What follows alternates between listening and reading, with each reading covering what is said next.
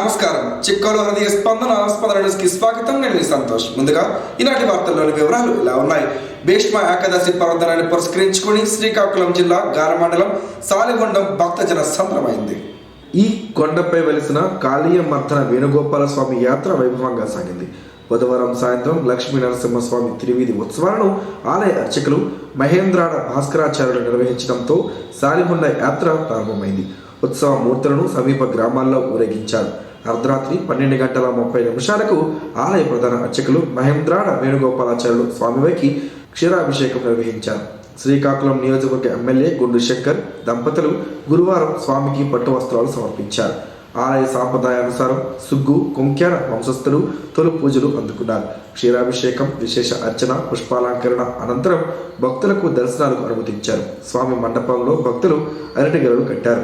గురువారం నిర్వహించిన ఈ యాత్రకు జిల్లాతో పాటు విజయనగరం, విశాఖపట్నం, ఒడిశా ప్రాంతాల నుంచి వేలాది మంది భక్తులు తరలివచ్చారు. రుక్మిణి సత్యభామ సమేత వేణుగోపాల స్వామిని దర్శించుకుని ప్రత్యేక పూజలు చేశారు. ఆలయ ధర్మకర్త సుగ్గు మధురెడ్డి మాట్లాడుతూ, ఆలయానికి పెద్ద ఎత్తున ఈ సంవత్సరం భక్తులు వచ్చారని, వారందరికీ అన్ని ఏర్పాట్లు చేశామని, పోలీసులు చాలా కష్టపడి ఎక్కడ ఎలాంటి అవాంఛనీయ ఘటనలు లేకుండా చూశారని, యాత్రకు రాజకీయ నాయకులు, అధికారులు చాలా చక్కగా సహకరించారని, వారందరికీ యాత్ర అయ్యాక ఇదే ప్రాంగణంలో సన్మానం చేస్తామని తెలిపారు. ఓం నమో భగవతే వాసుదేవాయ. ఇది ఈ దేవాలయం శ్రీ శ్రీ శ్రీ కాళీయమర్ధన వేణుగోపాల స్వామి వారి దేవాలయం. ఈ దేవాలయం 5వ శతాబ్దంలో నిర్మించబడినది.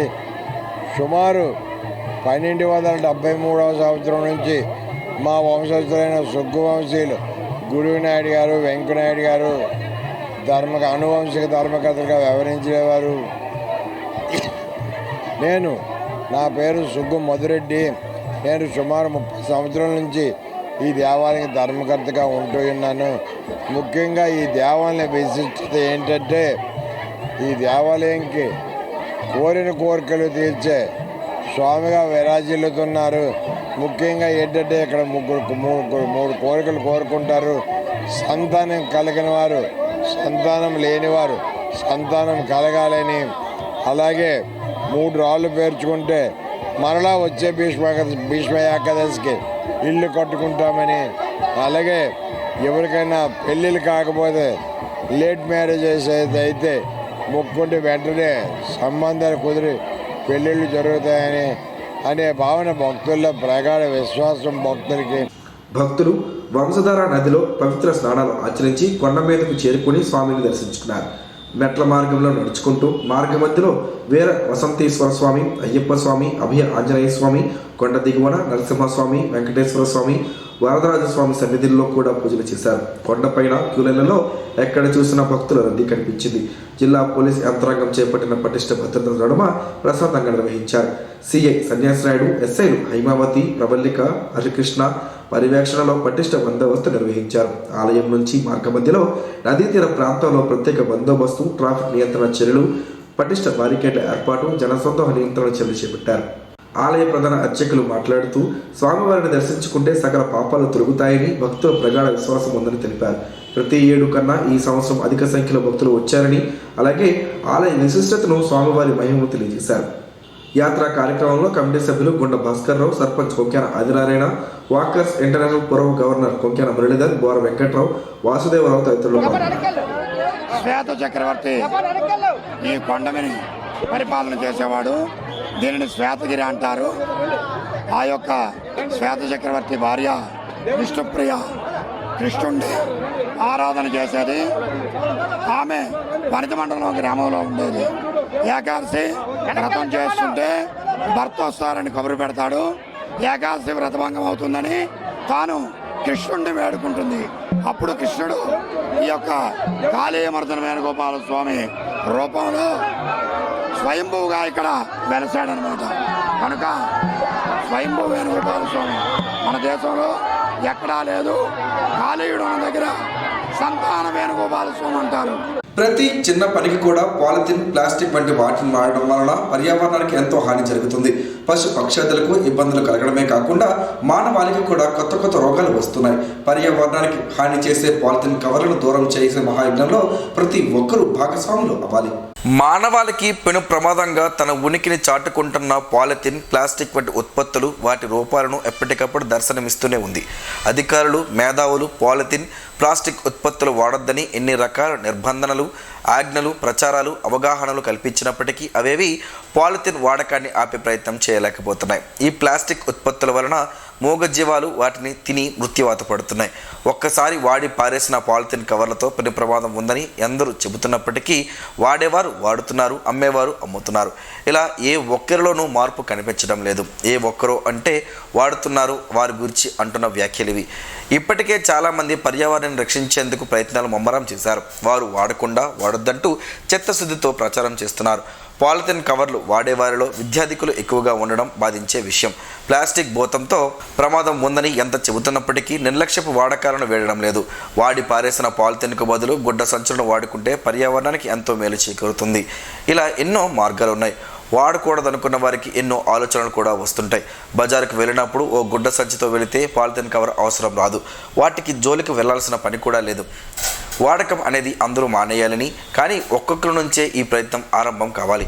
మాంసం దుకాణానికి వెళ్ళినప్పుడు, టిఫిన్ కొట్టుకు వెళ్ళినప్పుడు చేదస్తం అనుకోకుండా ఓ స్టీల్ బాక్స్ను పట్టుకుని వెళితే చాలా సమస్యలకు పరిష్కారం దొరికినట్టే. మనమే ప్రభుత్వం అన్న ఆలోచన ప్రతి ఒక్కరిలో రావాలి. చెరువుల్లో పాలిథిన్, నదుల్లో, సముద్రంలో కూడా ప్లాస్టిక్ భూతం తన హవాను కొనసాగిస్తుంటే ఎంతో మేధావి అనుకుంటున్న మానవుడు ప్లాస్టిక్ వాడకాన్ని ఆపలేని బానిసగా తయారయ్యాడు.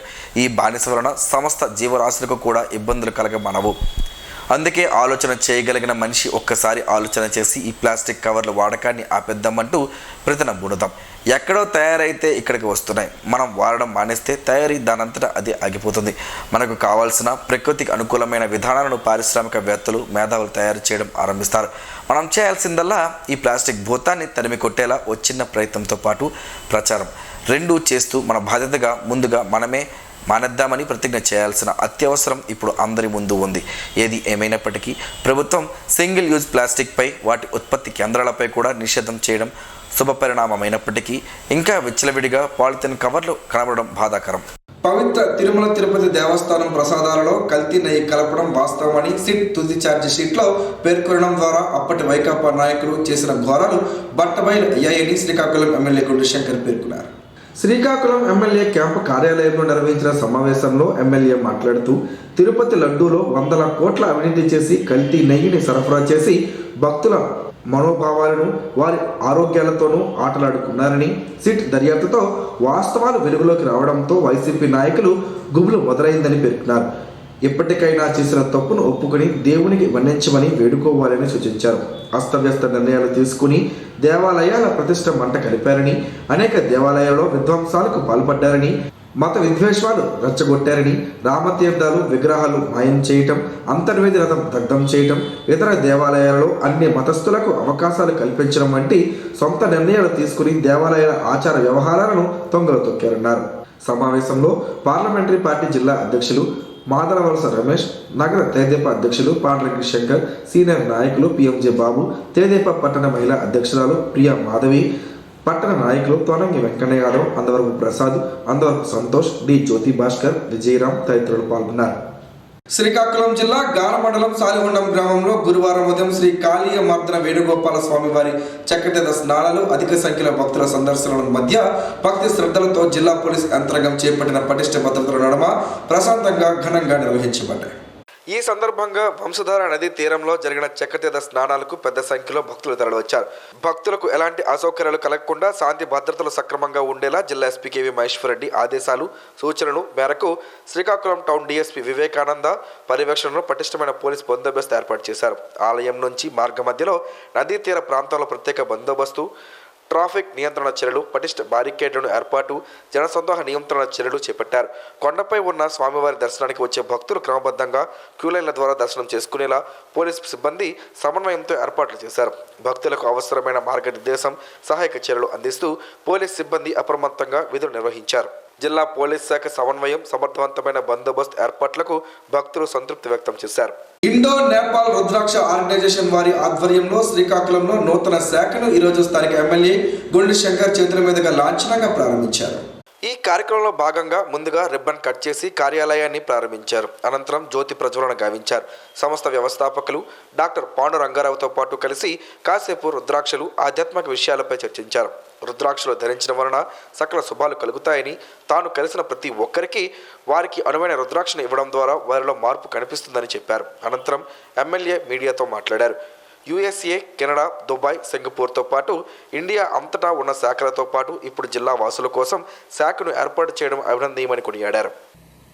సో వేదిక ఈ చాలామంది ప్రముఖులకి దేశ విదేశాల్లో కూడా ఈ వేదిక మ్యాథమెటిక్స్ ద్వారా ఆయనకున్న అపారమైన తెలివితో జాతక సంబంధించి ఏదైతే ఆస్ట్రాలజీకి సంబంధించి అన్నీ కూడా ఆయన కొన్ని క్షణాల్లోనే చెప్పే నైపుణ్యత ఉంది. దాంతోపాటుగా రుద్రాక్షలు అనేది చాలా సెంటిమెంటు మన హిందువులకి. అది శివుడికి ప్రీతిపాత్రమైనటువంటి రుద్రాక్షలు. అవి ఒరిజినల్ ఇక్కడికి పబ్లిక్కి ఎవరికైతే కావాలో వాళ్ళందరికీ అందించడానికి కోసం ఇక్కడ ఒక షాప్ కూడా పెట్టడం జరిగింది.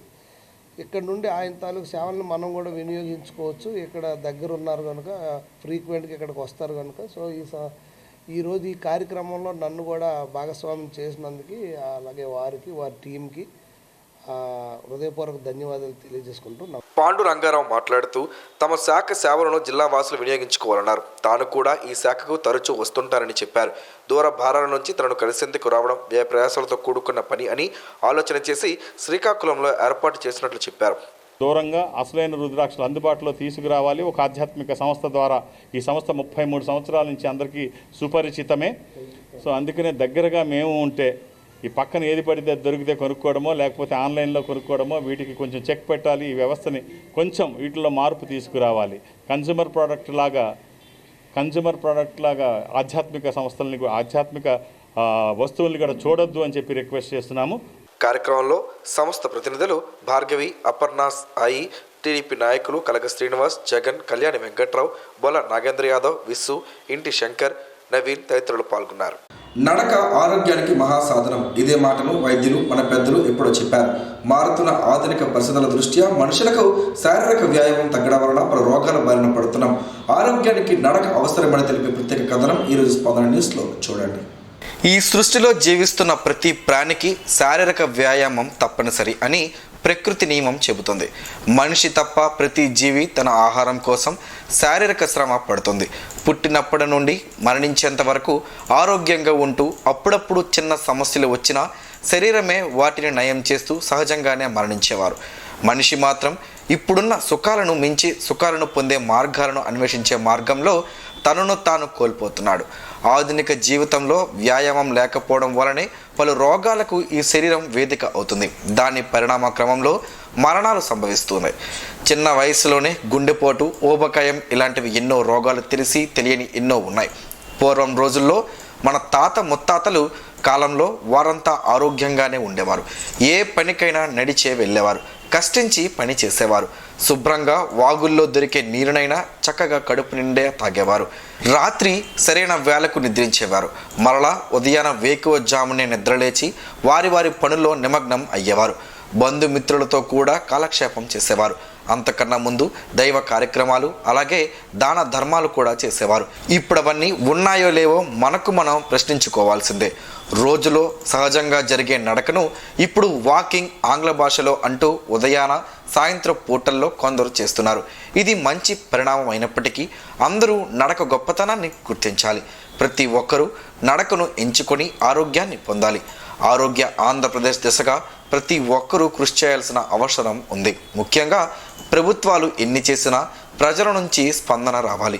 అందులో భాగంగా ప్రజాప్రతినిధులు, స్వచ్ఛంద సంస్థలు కూడా నడక ప్రాముఖ్యతను వివరించడంతో పాటు నడక పోటీలను నిర్వహించడం, వారికి బహుమతులు ప్రదానం చేయడం, వీటికి నిధుల కోసం ప్రభుత్వాన్ని కోరడం వంటి పనులు చేయవచ్చు. మరీ ముఖ్యంగా అనారోగ్యం బారిన పడిన వారికి మందుల రూపంలో ప్రభుత్వాలు వ్యక్తిగతంగా ఎంతో ఖర్చు చేస్తున్నాం. అలాంటి ఖర్చులను నివారించేందుకు ముందుగా ఆరోగ్యాన్ని కాపాడుకోవడంతో నిధులు కొంతమేర తగ్గుతాయి. ఇలాంటి నిర్ణయాన్ని ఆంధ్రప్రదేశ్ ప్రభుత్వం ఇటీవల తీసుకున్నట్లు సంబంధిత శాఖ అధికారులు వెల్లడించారు. వాకింగ్ ట్రాక్లను ఏర్పాటు చేయనున్నట్లు చెప్పారు. వీటి వలన పౌరులకు ఆరోగ్యం ప్రాప్తిస్తుంది, అనారోగ్య సమస్యలు రావని, ఏటా మందుల కోసం ₹1,00,00,000 ప్రభుత్వం ఖర్చు చేస్తుందని గణాంకాల ద్వారా తెలుస్తుంది. అయితే మానవులు ఆరోగ్యానికి ప్రత్యేక శ్రద్ధ వహించి ముందస్తు చర్యలకు ఉపక్రమించాలి. మన ఆరోగ్యం కోసం పరితపిస్తున్నట్లే భూమి ఆరోగ్యానికి కూడా కృషి చేయాల్సిన అవసరం అందరిపైన ఉంది. పాలిథిన్, సింగిల్ యూజ్ ప్లాస్టిక్ను వాడకుండా ఎవరికి వారే నిషేధించుకోవడంతో పాటు మొక్కలను విరివిగా పెంచుతూ వాటిని సంరక్షించుకోవడం చేస్తే మరో 5 ఏళ్లలో అద్భుతమైన ఆంధ్రప్రదేశ్గా మనం చూడవచ్చు. సైన్స్ ఫెస్ట్లో గెలుపొందిన గిరిజన సంక్షేమ పాఠశాల విద్యార్థులకు జిల్లా కలెక్టర్ సుబ్రహ్మణ్యం కర్పణకర్ బుధవారం బహుమతులను అందజేశారు. సీతంపేట ఐటీడీఏలో వివిధ సబ్జెక్టులపై మాక్ పార్లమెంట్ సైన్స్ ఫెస్ట్ నిర్వహించారు. అందులో గెలుపొందిన విద్యార్థులకు జిల్లా కలెక్టర్ క్యాంపు కార్యాలయంలో కలెక్టర్తో పాటు ఐటీడీఏ ప్రాజెక్ట్ అధికారి బహుమతులను అందజేశారు. అలాగే ఉపాధ్యాయులను సత్కరించారు. ఈ కార్యక్రమంలో గిరిజన సంక్షేమ శాఖ ఉప సంచాలకులు అన్నాదొరై, ఉప విద్యాశాఖాధికారి పి నారాయుడు, ఉపాధ్యాయులు తదితరులు పాల్గొన్నారు. లావేరు మండలంలోని తామాడ గ్రామంలో గురువారం అన్న సమారాధన కార్యక్రమాన్ని నిర్వాహకులు నిర్వహించారు. భీష్మ ఏకాదశిని పురస్కరించుకుని శ్రీ వెంకటేశ్వర భజన బృందం ఆధ్వర్యాన శ్రీ రామాలయంలో ఏకాహ భజన కార్యక్రమాన్ని చేపట్టారు. భక్తి శ్రద్ధలతో స్వామివారికి ప్రత్యేక పూజలు చేశారు. భజన బృందం ఆధ్వర్యంలో ధనుర్మాసంలో చేపట్టిన మేలు కలుపు భజనల ద్వారా స్వీకరించిన బియ్యంతో గ్రామ ప్రజల సహకారంతో అన్న సమారాధన కార్యక్రమం నిర్వహించినట్లు భజన బృందం సభ్యులు తెలిపారు. కొత్త, పాత రౌతుపేట, రాయనగారిపేట, లక్ష్మీపురం, దేశీపాలెం, నేతేరు పలు గ్రామాలకు చెందిన భక్తులు, ప్రజలు అధిక సంఖ్యలో పాల్గొని స్వామివారి ప్రసాదాన్ని స్వీకరించారు. ఈ కార్యక్రమంలో భజన కమిటీ సభ్యులు, గ్రామ పెద్దలు తదితరులు పాల్గొన్నారు. శ్రీకాకుళంలోని శ్రీ కోదండ రామాలయంలో ఫిబ్రవరి 7వ తేదీ నుంచి 11వ తేదీ వరకు పాంచరాత్ర ఆగమ శాస్త్ర ప్రకారం 3 ముఖ్య కార్యక్రమాలను కలిపి మహాకుంభాభిషేకం నిర్వహించనున్నట్లు ఆలయ ట్రస్ట్ బోర్డు మాజీ చైర్మన్ చెట్టు నాగేశ్వరరావు ఒక ప్రకటనలో తెలిపారు. సుదర్శనేష్టి, లక్ష్మీ నారాయణేష్టి మహాకుంభాభిషేకంను చేయనున్నట్లు తెలిపారు. కార్యక్రమం చేసిన వారికి, చేయించిన వారికి కలిగే ఫలితాలను కూడా వివరించారు. సుదర్శనేష్టి కార్యక్రమం చేయడం వలన ఈతి బాధలు, గ్రహ బాధలు, శత్రు బాధలు కార్యసిద్ధి కలుగునని, అలాగే లక్ష్మీ నారాయణేష్టి కార్యక్రమం ద్వారా అష్టలక్ష్మిల కటాక్షం, ధనయోగం, సంతానయోగం కలుగుతుందని చెప్పారు. మహాకుంభాభిషేకం జరగడం దేవాలయంలో ఇదే మొదటిసారి అని, ఈ దేవాలయం నిర్మించి 200 సంవత్సరాలు అయిన నేపథ్యంలో ఫిబ్రవరి 7వ తేదీ నుంచి 11వ తేదీ వరకు 2026వ సంవత్సరంలో వివిధ కార్యక్రమాలు జరుగుతాయన్నారు. శ్రీకాకుళం జిల్లా పోలాకి మండలానికి చెందిన ఒక మహిళ ఈరోజు ఉదయం ఇంటి వద్ద నుండి బయటకు వెళ్లి రైలు కింద పడి ఆత్మహత్య చేసుకుంటారని కుటుంబ సభ్యులకు ఫోన్ ద్వారా తెలియజేయగా, ఈ సమాచారంతో ఆందోళన చెందిన కుటుంబ సభ్యులు వెంటనే అత్యవసర సేవల నెంబర్ 112కు కాల్ చేసి సమాచారం అందించారు. 112 కంట్రోల్ రూమ్ సిబ్బంది వెంటనే పోలాకి పోలీసులకు సమాచారం అందించగా, పోలాకి ఎస్ఐ రంజిత్ కుమార్ తక్షణమే స్పందించి ఆమెతో నిరంతరం మాట్లాడుతూ సాంకేతిక సమాచారం ఆధారంగా సదరు మహిళ ఉన్న ప్రాంతాన్ని గుర్తించారు. ఆమె ఆమదాల వలస పరిసర ప్రాంతంలో ఉన్నట్టు నిర్ధారణ కావడంతో వెంటనే ఈ సమాచారం ఆమదాల వలస లోకల్ పోలీసులకు, జీఆర్పీ పోలీసులకు తెలియజేశారు. సమాచారం అందుకున్న పోలీసులు వేగంగా సంఘటనా స్థలానికి చేరుకుని సదరు మహిళను సురక్షితంగా గుర్తించి అదుపులోకి తీసుకున్నారు. అనంతరం ఆమెకు అవసరమైన కౌన్సిలింగ్ అందించి కుటుంబ సభ్యులకు సురక్షితంగా అప్పగించారు. ప్రాథమిక విచారణలో సదరు మహిళ మానసిక అస్వస్థత కారణంగా ఈ విధంగా వ్యవహరించినట్లు తెలిసింది. చాకచక్యంగా వ్యవహరించి ఓ నిండు ప్రాణాన్ని కాపాడిన పోలీసులు, ఇతర సిబ్బందికి ఎస్పీ అభినందనలు తెలిపారు. అత్యవసర పరిస్థితుల్లో ప్రజలు ఆలస్యం చేయకుండా వెంటనే 112కు సమాచారం అందించాలని జిల్లా ఎస్పీ కోరారు. తులసి ఆకులతో పలు ఆరోగ్య ప్రయోజనాలు ఉన్నాయని ఆయుర్వేద నిపుణులు చెబుతున్నారు. ఆ వివరాలేంటో ఈరోజు ప్రసారమయ్యే ఆరోగ్యమే మహాభాగ్యంలో తెలుసుకుందాం.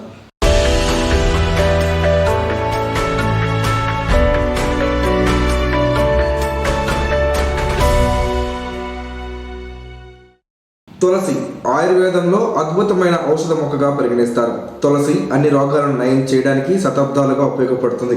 తలనొప్పి, పట్టుకు సంబంధించిన వ్యాధులు, వాపులు, గుండె జబ్బులు, విషాహారాలు, మలేరియా వంటి చాలా రకాల రుగ్మతలను నయం చేయడానికి తులసి వాడతారు. రోజు తులసి ఆకులను తీసుకోవడం ద్వారా శరీరంలోని విషం బయటికి వెళుతుంది. దీనితో పాటు శరీర ఉష్ణోగ్రతను నియంత్రించడానికి కూడా తులసి పనిచేస్తుంది. తులసి ఆకులను ఎన్నో ఔషధ గుణాలు ఉన్నాయి. ఈ ఆకులు నాడులకు టానిక్ లాగా జ్ఞాపక శక్తిని పెంపొందించేవిగా పనిచేస్తాయి. అయితే తులసి ఆకులను నమిలి తినకూడదని చాలా మంది చెబుతుంటారు. తులసి ఆకులను నమిలి తినడం వల్ల దంతాలు పాడయ్యే అవకాశం ఉంటుంది. రోజు రాత్రి సమయంలో 4 నుంచి 5 తులసి ఆకులను కడిగి నీటితో పాటు నానబెట్టాలి. పరగడుపున ఈ ఆకులను నీటితో పాటు మింగితే మంచిది. ఆకులలోని నీటిని మరిగించి టీలాగా తాగినా శరీరానికి ఎన్నో ఆరోగ్య ప్రయోజనాలు చేకూరుతాయి. తులసి ఆకులను నమిలితే ఈ రెండు విడుదలయ్యే అవకాశాలు ఉంటాయి. తులసి ఆకుల వల్ల దంతాలు పాలిపోయే అవకాశం కూడా ఉన్న నేపథ్యంలో తులసి ఆకులను నమిలి తినకూడదు. తులసి ఆకులను నమిలి తింటే పంటిపై తులసి ఆకులను ప్రతిరోజు తీసుకునే వాళ్ళు తప్పనిసరిగా తగిన జాగ్రత్తలు తీసుకుంటే మంచిది. అనేక ఆరోగ్య సమస్యలకు చెక్ పెట్టడంలో తులసి ఉపయోగపడుతుందన్న విషయం తెలిసిందే. దగ్గు, జలుబు, శ్వాస సంబంధ సమస్యలు చెక్ పెట్టడంలో తులసి ఉపయోగపడుతుంది. తులసి జీర్ణశక్తితో పాటు శరీర శక్తిని కూడా పెంచుతుంది. తులసి ఆకుల్ని పలు రకాల జ్వరాల్లో ఉపశమనానికి ఉపయోగించుకోవచ్చు. వర్షాకాలంలో మలేరియా, డెంగ్యూ జ్వరం వ్యాప్తి తీవ్రంగా ఉన్నప్పుడు లేత తులసి ఆకుల్ని నీళ్ళలో వేసి మరిగించి తాగితే ఈ రకం జ్వరాల నుంచి మంచి ఉపశమనం ఉంటుంది. తులసి ఆకుల్ని నోట్లో పెట్టుకుని నవలడం వల్ల జలుబు, ఫ్లూ నుంచి ఉపశమనం లభిస్తుంది.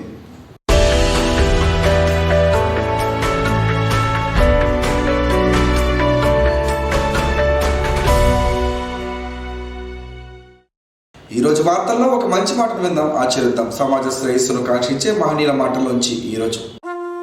జీవనం గమనం గమ్యం. ఋషి చింతన.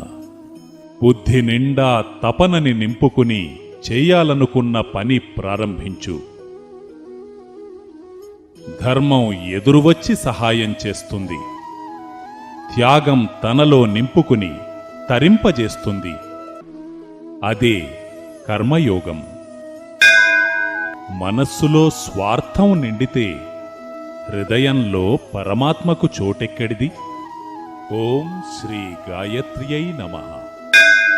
స్పందన ప్రేక్షకుల కోసం స్పందన న్యూస్ ఇప్పుడు యూట్యూబ్లో అందుబాటులో ఉంచడమైంది. SDV స్పేస్ స్పందన అని టైప్ చేసి వీక్షకులు తమ అనుకూలమైన సమయంలో న్యూస్ వీక్షించగలరు. ఈ వార్తలు ఇంతటితో సమాప్తం. మరలా ప్రసారం అయ్యే స్పందన న్యూస్లో కలుసుకుందాం. అంతవరకు సెలవు. నమస్కారం. మీ వాటే మా బాట.